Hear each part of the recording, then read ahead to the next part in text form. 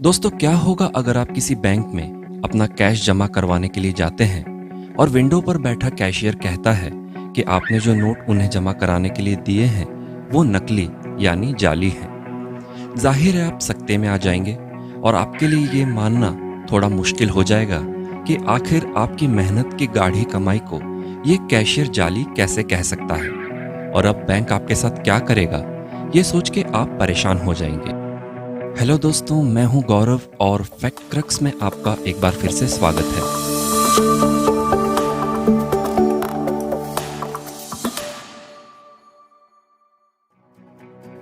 चूंकि बैंकों के पास करेंसी परखने के अपने प्रूवन तरीके होते हैं, तो जाहिर है कि आप बैंक को तो चैलेंज नहीं कर पाएंगे।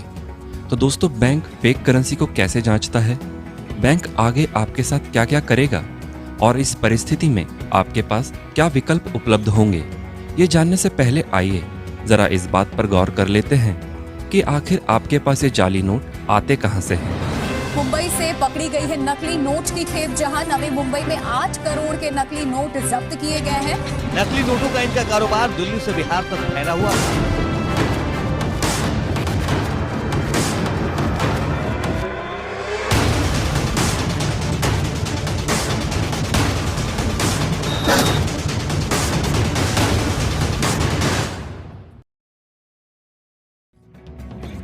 दोस्तों, जैसा कि आप जानते हैं कि फेक करेंसी के सर्कुलेशन को रोकने के लिए अथॉरिटीज हमेशा नए और कारगर तरीकों पर काम करती रहती है, लेकिन लाख कोशिशों के बावजूद भी जालसाज अपने नकली नोटों को बाजार में खपा ही लेते हैं। जैसे आप और हम जैसे जनसाधारण के लिए प्रत्येक ट्रांजैक्शन पर इन्हें तकनीक और जानकारी के बिना बारीकी से जांच पाना लगभग नामुमकिन होता है। दोस्तों, हर साल फ्रॉडस्टर इन नकली नोटों को बड़ी तादाद में छापते हैं और चूंकि बैंक इन्हें आसानी से पहचान लेते हैं, तो ये लोग इन जाली नोटों को बैंकों में जमा नहीं कराते और बजाय इसके ये इन नकली नोटों को ड्रग्स और अवैध हथियारों के साथ स्मगल करके देश के अंदर लाते हैं। ये लोग या तो इन नकली नोटों को आतंकवादी गतिविधियों की फंडिंग के लिए इस्तेमाल करते हैं या फिर लोकल बाजार में धीरे धीरे चलाने का प्रयास करते हैं। और इनके झांसे में ज्यादातर वे लोग आते हैं जो अपना ज्यादातर ट्रांजैक्शन कैश में ही करते हैं।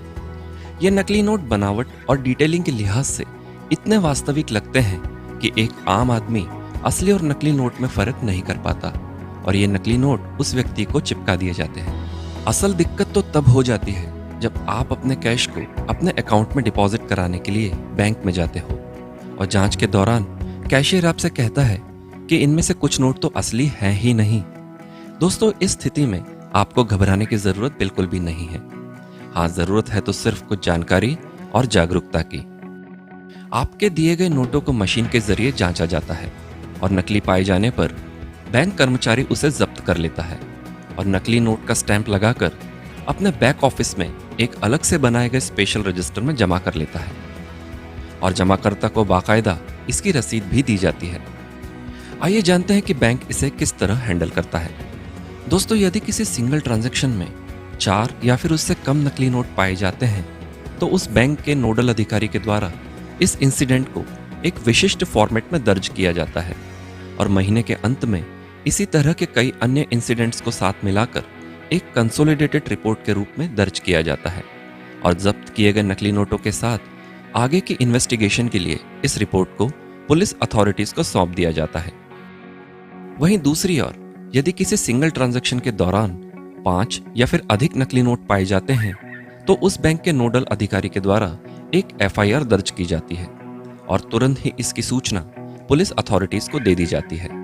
दोस्तों, बैंक इस तरह के ट्रांजैक्शन के ट्रेंड और पैटर्न पर भी कड़ी नजर रखता है और शक होने पर कानूनी कार्यवाही कर सकता है। एक बार चेक हो जाने के बाद बैंकों को इन नकली नोटों को नष्ट करने या फिर आपको वापस देने का अधिकार नहीं होता और चूंकि बैंक ऐसा मानता है कि आपके पास ये नकली नोट अनजाने में या फिर आपकी ही किसी लापरवाही के कारण आ गए होंगे, इसलिए बिना किसी सजा के आपको सिर्फ इसकी रसीद दी जाती है। बैंक आपको उसी अमाउंट का रियल कैश रिफंड या फिर अकाउंट डिपॉजिट नहीं कर सकता। बैंक यदि ऐसा नहीं करता और नकली पाए जाने के बावजूद भी आपके अकाउंट में उस रकम को जमा कर देता है या नोट आपको वापस कर देता है, तो आरबीआई के नियमानुसार ऐसा माना जाता है कि फेक करेंसी के सर्कुलेशन में वो बैंक भी इन्वॉल्व है और दोषी पाए जाने पर बैंक पर भी भारी जुर्माना लगाया जा सकता है। दोस्तों, गौर करने वाली बात यह है कि यदि ये जानते हुए भी कि जो नोट आपके पास हैं वो नकली हैं, आप यदि उसे फिर भी किसी तरह बैंक में जमा करवाने की कोशिश करते हैं तो ये आईपीसी की धारा 489C के तहत एक दंडनीय अपराध माना जाता है, जिसके लिए आर्थिक जुर्माना, 7 साल की जेल या फिर उम्र कैद तक की सजा का प्रावधान है। दोस्तों, वैसे तो नकली नोटों को रिटेल ट्रांजैक्शन के दौरान जांच पाना थोड़ा कठिन ही होता है, जहां आपके पास समय की थोड़ी कमी होती है और इसी सॉर्ट ऑफ अर्जेंसी का फायदा उठाकर आपको नकली नोट चिपका दिए जाते हैं। लेकिन थोड़े धैर्य और कुछ तकनीकी नॉलेज के द्वारा आप इन नकली नोटों को पहचान सकते हैं। आइए जानते हैं कि आप इन नकली नोटों को कैसे पहचान सकते हैं। जब भी कभी आपके पास ऐसा कोई नोट आता है जिसे देखकर आपको लगता है कि ये नोट नकली हो सकता है, तो उस नोट को ध्यान से देखिए और उसे उसी वैल्यू के किसी दूसरे नोट के साथ कंपेयर करने की कोशिश करें। अगर आपको नोट की स्याही या फिर रंग में थोड़ी भी असामान्यता दिखे और सिक्योरिटी थ्रेड टूटी फूटी सी दिखे, तो ये एक नकली नोट हो सकता है। असली नोट में स्याही सिर्फ छपी हुई नहीं होती, बल्कि कुछ उभरी हुई सी लगती है, जिसे आप छू कर महसूस कर सकते हैं।